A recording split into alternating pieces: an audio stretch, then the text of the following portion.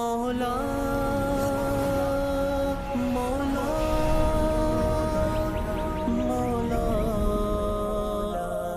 مولا تقریباً 2 سے 3 لاکھ روپے صرف منگنی میں خرچہ کیا تو نکاح کا کیا حال ہوگا بھائی؟ اور رسول اللہ نے اپنی بچی کی نسبت ہے کہ کوئی نہیں، ہاں اس میں یہ ہو کہ بس 2 خاندان اگر قریب کے گھرے ہیں تو بس 2-3 ان کے بڑے آ جائیں، 2-3 ان کے بڑے آ جائیں، بیٹھ جائیں اور دعائیں خیر ہو جائے، اللہ اللہ خیر صلی اللہ۔ باقاعدہ دعوتوں کا اہتمام کرنا تکلفات کا مناسب بھی نہیں ہے۔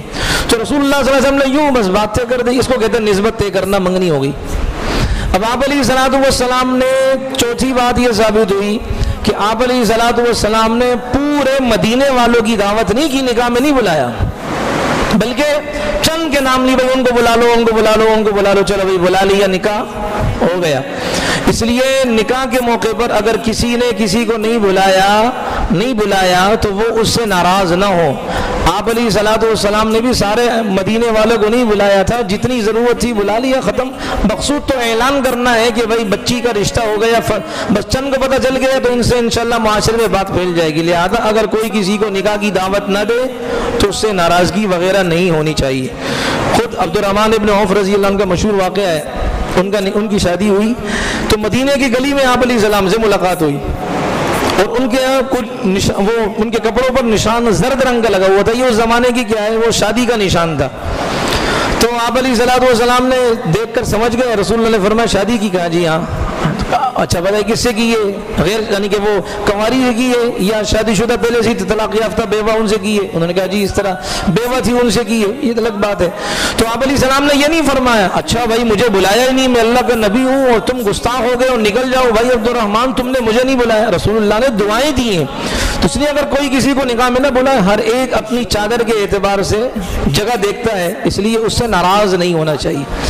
ایک سبق اور ملا کہ آپ علیہ السلام نے میرے بھائی ابھی آپ سے کلوارو نکاح کہاں کیا؟ رسول اللہ نے اپنی بچی کا خاتون جنت کا نکاح کس جگہ کیا؟ مسجد میں، مسجد نبوی میں۔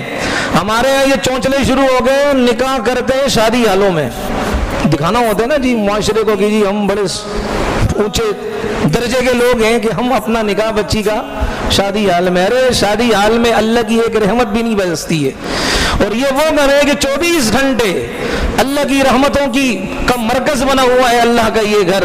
تو ایسی جگہ اپنی بچی اور بچے کا نکاح پڑھائیں کہ جہاں اللہ کی رحمتیں برستی رہتی ہیں، تاکہ ہمارے بچی بچہ ان کے آگے کی زندگی کیا ہو بھائی، آسان ہو۔ دیکھیں عیسائی کتنے بھی بڑے اپنے دین سے دور ہیں، لیکن نکاح کے معاملے میں ان کا جو ہے نا وہ شہزادہ اور اسی طرح ان کی ملکہ، ان کا جو نکاح کیا جاتا ہے ان کو چرچ بلایا جاتا ہے، چرچ میں ان کی وہ عبادات کہیں ان کے اعتبار سے، وہ مذہبی رسومات کے اعتبار سے ان کی بچی کا نکاح ہوتا ہے، ان کے مذہب کے اعتبار سے۔